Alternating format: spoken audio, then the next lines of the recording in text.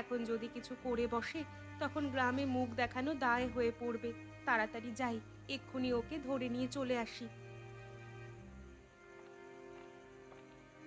এই পুকুরেই আমি ঝাঁপ দেব। ঘরের ওই গিন্নি বুঝবে আমাকে ছাড়া জীবন কাটানো কতটা দুঃসহ। আরে, পুকুরে এরকম ঝপাং করে কিসের শব্দ হলো? মনে হচ্ছে মাছটা ছবে। এই চলো তো একবার গিয়ে দেখি। যদি বড় মাছ হয় তাহলে আজকে ধরে নিয়ে যাবো। হে, রাত্রে ভেজে খাওয়া হবে। আরে এটা কি হচ্ছে? মাছগুলো এইভাবে আমাকে তুলে ধরে রেখেছে কেন? এরা কি আমাকে জলে ডুবতে দেবে না নাকি? এ আবার কি ধরনের মাছ রে বাবা? আরে, এ যে একটা লোক মনে হচ্ছে জলে পড়ে গেছে। আরে, ওকে উদ্ধার করতে হবে তো। এই তাড়াতাড়ি চলো, লোকটা না হলে জলে ডুবে মরে যাবে। কি হলো? কে জলে ঝাঁপ দিয়েছে? সেটাই তো বুঝতে পারছি না। ওই যে ওখানে লোকটা। এ কি রে, লোকটা মনে হচ্ছে জলে ডুবে যায়নি। আরে এ কি হচ্ছে? মাছগুলো আমাকে ধরে আবার ডাঙার দিকে নিয়ে যাচ্ছে কেন? এরা কি আমাকে জলে ডুবে মরতে দেবে না? এ কি হচ্ছে আমার সাথে? এ কি হচ্ছে? ওগো, ওগো, তুমি বাড়ি ফিরে চলো। আমি তোমাকে আর কোনো দিন কথা শোনাবো না। আমার খুব বড় ভুল হয়ে গেছে। তোমার যা ইচ্ছা তুমি করবে। তোমাকে আমি কোনোদিন কিচ্ছু বলবো না।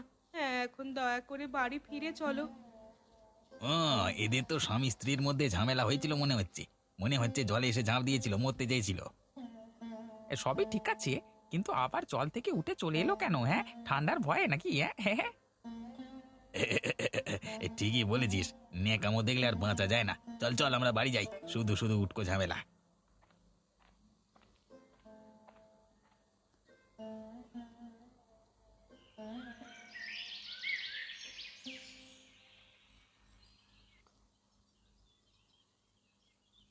তোমরা কি বলছো কি? আমার গ্রামে এই ধরনের ঘটনা ঘটছে? আমরা কালকে এখান থেকে কাজ সেরে বাড়ি ফেরবার সময় নিজের চোখে এই ঘটনা সাক্ষী হলাম। এরকম করে চললে কি করে হবে বলুন তো বাবু? গ্রামে অনেক ছোট ছেলেমেয়েরা আছে।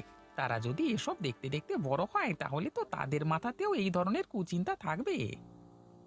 হ্যাঁ বাবু, সংসারে অশান্তি কাদের না হয়, কিন্তু এইভাবে নির্লজ্জের মতো কেউ যদি গ্রামের মধ্যে বেরিয়ে রাত্রিবেলায় হাঙ্গামা করে, সেটা কি কেউ ভালো চোখে দেখবে? কথাটা তোমরা ঠিকই বলেছ। তোমরা যে ঠিক সময় সেখানে পৌঁছে গিয়েছিলে এটাই অনেক। আমি বরং অতীন্দ্রর সাথে একবার কথা বলে দেখব। শুধু কথা বললে হবে না বাবু, আপনি জোর গলায় ওদেরকে বারণ করে দেবেন যাতে ওরা কোনো মতেই এই ধরনের কাজ আর না করে। একদম। তোমরা সেসব নিয়ে কোনো চিন্তা করো না। আমি অতীন্দ্রকে একটু জোর গলাতেই সাবধান করে দেব। তোমাদের নিশ্চয়ই অনেক কষ্ট হয়েছে কালকে রাতে।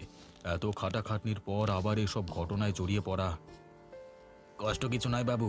সেই লোক ঠান্ডায় দেখলাম নিজেই আবার পুকুর থেকে উঠে চলে এলো। আমরা তো প্রথমে বুঝতে পারতাম না। ও হয়তো আমাদেরকে ধাপ্পা দিয়ে চলে যেত, কিন্তু ওর স্ত্রী এসে যখন তাকে ফিরিয়ে নিয়ে যেতে চাইলো তখন আমরা ব্যাপারটা বুঝতে পারলাম। ওদের মধ্যে ঝামেলা যদি কোনো হয়ে থাকে তাহলে তার মীমাংসা করবার দায়িত্ব আমার। তোমরা চিন্তা করো না।